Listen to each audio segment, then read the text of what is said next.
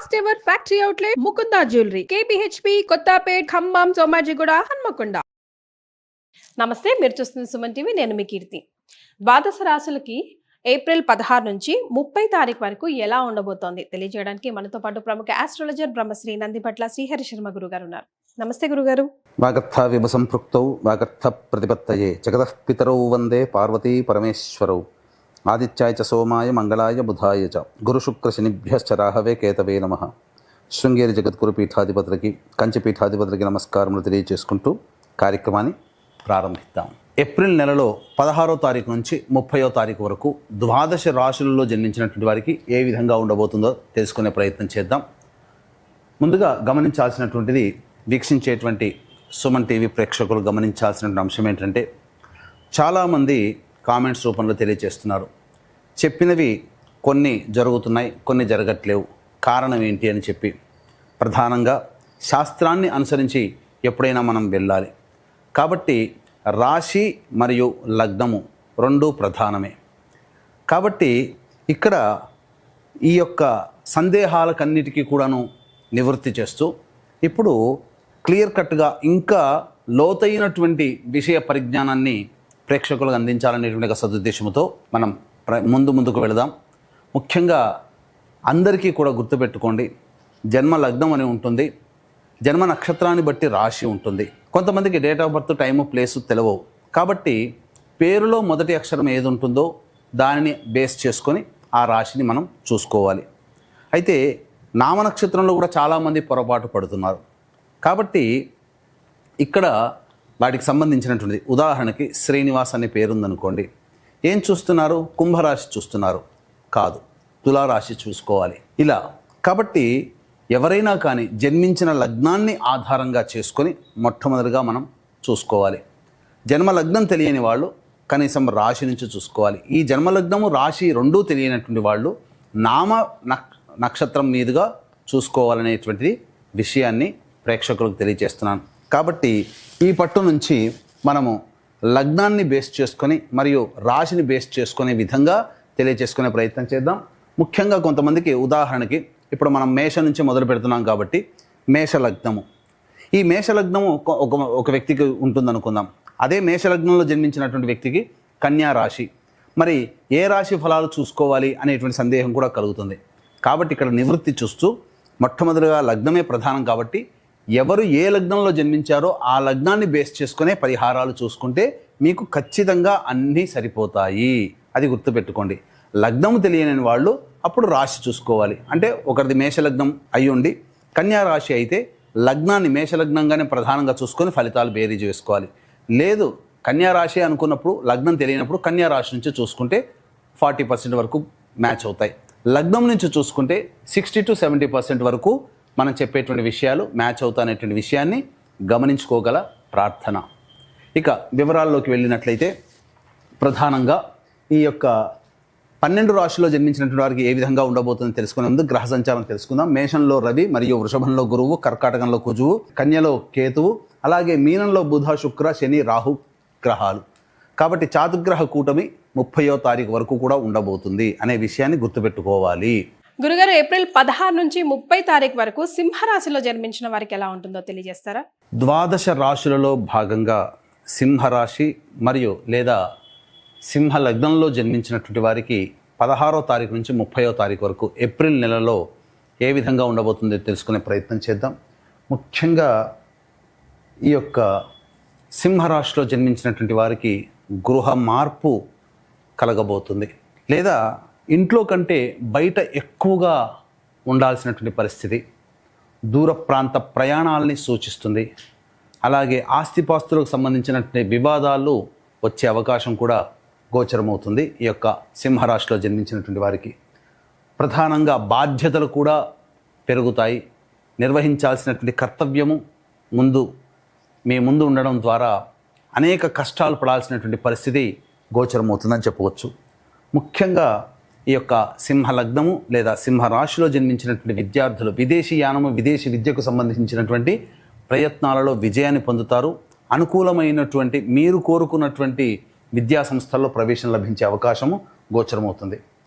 ప్రధానంగా ఇటు గురువు రవి ఈ 2 గ్రహాలే మీకు సంపూర్ణంగా యోగాన్ని ఇవ్వబోతున్నాయి. కానీ చాతుగ్రహ కూటమి మీకు అష్టమ స్థానంలో సంచారం చేస్తున్నటువంటి కారణం చేత కొన్ని విపత్కర పరిస్థితులు ఎదుర్కోక తప్పదు. ఆల్రెడీ అష్టమ శని దోష ప్రభావం ప్రారంభమైంది. అంతేకాకుండా ధనము మూలకంగా ఊహించని విధముగా కష్ట నష్టాలు ధనపరంగా ఎక్కువయ్యే అవకాశం ఉంటుంది. మీరు నెలవారీ బడ్జెట్లో గతంలో కంటే కూడా ఈ నెల నుంచి ఎక్కువగా కేటాయించుకోవాల్సినటువంటి పరిస్థితి ఉంటుంది. ఆకస్మికమైనటువంటి ఖర్చులు పెరుగుతాయి. కుటుంబ పరముగా కాస్త ఏకాకిగా మారే అవకాశం ఉంటుంది. కుటుంబ సభ్యులందరూ ఒకవైపు మీరు ఒకవైపు ఉన్నట్టుగా ఉంటుంది.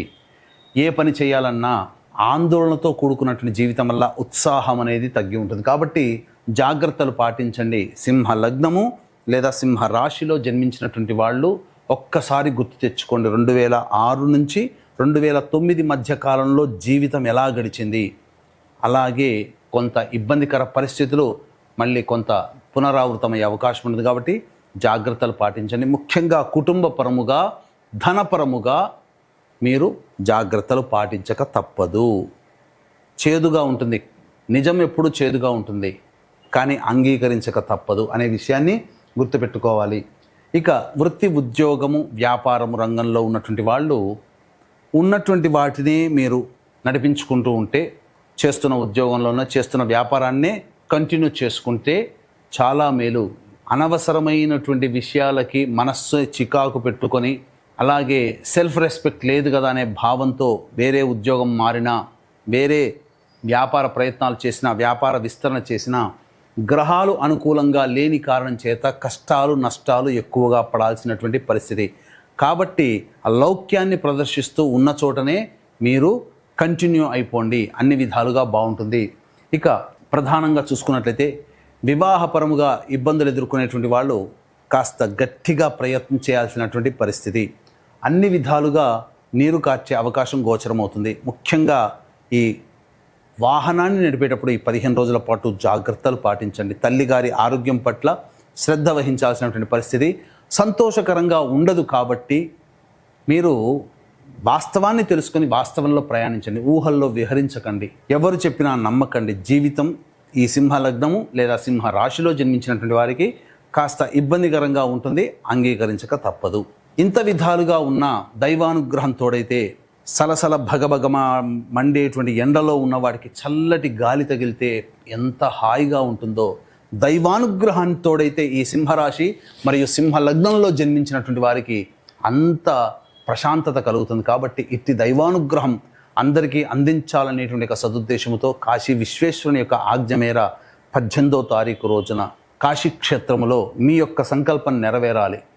కాబట్టి సంకల్ప సిద్ధి హోమాలు మరియు ఈ సంవత్సరం విశ్వావసునామ సంవత్సరం పాటు మొత్తం 12 నెలల పాటు మీ యొక్క జాతకరీత్యా ఉన్నటువంటి దోషాలు తొలగిపోవాలనే ఉద్దేశంతో సర్వదోష నివారణ పూజలు హోమాలు అనేటువంటివి ఏప్రిల్ 18వ తారీఖు రోజున కాశీ క్షేత్రంలో ప్రారంభం చేయడం జరుగుతుంది. అవకాశం ఉంటే సంవత్సరం పాటు జరిగేటువంటి కార్యక్రమంలో నమోదు చేసుకునే ప్రయత్నం చేయండి. అన్ని విధాలుగా ఆనందదాయకంగా ఉంటారని చెప్పవచ్చు. ఇక ఆలస్యం చేయకుండా 16వ తారీఖు నుంచి 30వ తారీఖు వరకు సింహ లగ్నము లేదా సింహరాశిలో జన్మించినటువంటి వారికి ఏ విధంగా ఉండబోతుందో తెలుసుకుందాం. ఇక 16, 17, 18 ఈ తేదీల్లో మీరు ప్రధానంగా గృహంలో కంటే బయట ఎక్కువగా ఉంటారు. గృహపరంగా సమస్యలు చికాకులు ఉంటాయి. వాహనాన్ని నడిపేటప్పుడు జాగ్రత్తలు పాటించాలి. గృహోపకరణాలకి వాహన మరమ్మతులకి ఖర్చులు అధికంగా అవుతాయి. అలాగే తల్లిగారి ఆరోగ్యం పట్ల శ్రద్ధ వహించాలి.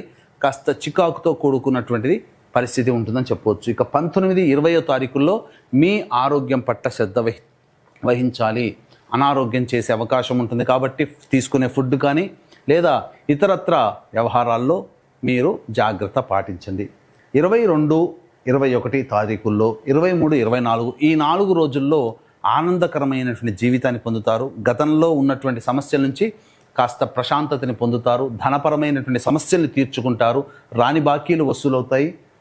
సంతోషముగా జీవిత భాగస్వామితో వ్యాపార భాగస్వామితో ఉంటారు.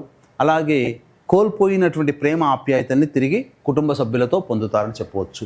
ఇక 25, 26 ఇది అత్యంత కీలకమైనటువంటి సమయం. మనిషికి అత్యాశ గురి చేసేటువంటి ప్రకటనలు మిమ్మల్ని వశపరుచుకుంటాయి. తద్వారా ధన నష్టం చేకూరుతుంది. లేదా ఇచ్చినటువంటి సొమ్ము తిరిగి రాదు. అన్ని విధాలుగా ధనపరమైనటువంటి సమస్యల్ని 25-26 తారీఖుల్లో పొందుతారు. కాబట్టి జాగ్రత్తలు పాటించండి. మానసికమైనటువంటి ఆందోళన అధికంగా ఉంటుంది. కుటుంబ సభ్యులతో ఈ యొక్క 2 రోజుల పాటు మౌనాన్ని ఆశ్రయించండి, చాలా సమస్యలు తగ్గుతాయి. ఇక 27, 28 తారీఖుల్లో ప్రధానంగా చూసుకున్నట్లయితే గతంలో ఎప్పుడో చేస్తున్నటువంటి ఉద్యోగంలో ఉన్నటువంటి తప్పులు బయటపడే అవకాశం గోచరమవుతుంది. ప్రభుత్వ రంగంలో ఉన్నటువంటి వాళ్ళు జాగ్రత్తలు పాటించాలి. అలాగే సంతానం మూలకంగా ఖర్చులు సమస్యలు పెరుగుతాయి, విభేదాలు కూడా పెరుగుతాయని చెప్పొచ్చు. 29, 30 తారీఖుల్లో నిరుద్యోగస్తులకి ఉద్యోగం లభించే అవకాశం కానీ ఉద్యోగంలో పదోన్నతి పొందే అవకాశం కానీ గోచరమవుతుంది. తర్వాత చెప్పొచ్చేది ఏమిటంటే 16, 17, 18, 25, 26 తారీఖుల్లో ఖర్చులు అధికంగా ఉంటాయి కాబట్టి జాగ్రత్తలు పాటించండి. ఎస్. సో సింహరాశి వారికి ఈ షడ్గ్రహ కూటమి తర్వాత అంతగా బాగుండట్లేదు అంటారు కదా, మరి మహిళలకు ఎలా ఉంటుందో ఒకసారి తెలియజేయండి గురుగారు. ఇక ఈ సింహ లగ్నము లేదా సింహ రాశిలో జన్మించినటువంటి మహిళలు ప్రధానంగా బాధ్యతలు పెరుగుతాయి, కానీ గౌరవ మర్యాదలు తగ్గుముఖం పడతాయి. ఇప్పటి వరకు మిమ్మల్ని ఆనందంగా గౌరవించిన వాళ్ళు, ప్రేమగా చూసుకున్న వాళ్ళు మిమ్మల్ని దూరం పెడతారు. తద్వారా కొంత మానసికమైనటువంటి వేదనకు గురయ్యే అవకాశం గోచరమవుతుంది. అలాగే తండ్రి తరపు ఆస్తికి సంబంధించినటువంటి వివాదాల్లో కొంత ఇబ్బందికరంగా మారుతాయని చెప్పవచ్చు. అలాగే కోర్టు సంబంధించిన వ్యవహారాలు చికాకులు కలుగుతాయని చెప్పవచ్చు. ఏది ఏమైనా ఫలితం లేని బాధ్యతలు పెంచుకోవడం, తద్వారా ఇబ్బందికర పరిస్థితులు. వివాహం కాని అమ్మాయిలకి కాస్త జాగ్రత్తలు పాటించండి. గర్భవతులుగా ఉన్న వాళ్ళైతే ఈ 16 నుంచి 30 తారీఖు వరకు ఆరోగ్యపరంగా కాస్త చర్యలు చేపట్టండి, ఎందుకంటే మిస్క్యారీస్ అయ్యే అవకాశాలు గోచరమవుతున్నాయని చెప్పవచ్చు. మరి ఎలాంటి పరిహారాలు పాటించాలంటారు సింహరాశి వారు ముఖ్యంగా? ఈ యొక్క సింహ లగ్నము లేదా సింహ రాశిలో జన్మించినటువంటి వాళ్ళు ప్రధానంగా ఈ 16వ తారీఖు నుంచి 30వ తారీఖు వరకు ఆనందంగా ఉండాలి అంటే ప్రతిరోజు దత్తాష్టకము రోజుకి 3 సార్లు పఠించే ప్రయత్నం చేయండి. అలాగే ఇష్టదేవత సందర్శనం చేసుకున్నట్లయితే ఇంకా శుభ ఫలితాలు పొందుతామని చెప్పవచ్చు. ఇంకా అవకాశం ఉంటే ఏప్రిల్ 18వ తారీఖు రోజున కాశీక్షేత్రంలో ఈ సంవత్సరం పాటు జరిగేటువంటి సంకల్ప సిద్ధి, సర్వదోష నివారణ పూజల హోమాల్లో పాల్గొనే ప్రయత్నం చేయండి. చాలా సంతోషం అండి, ధన్యవాదాలు. సర్వం శ్రీ ఉమామహేశ్వర పరబ్రహ్మార్పణమస్తు.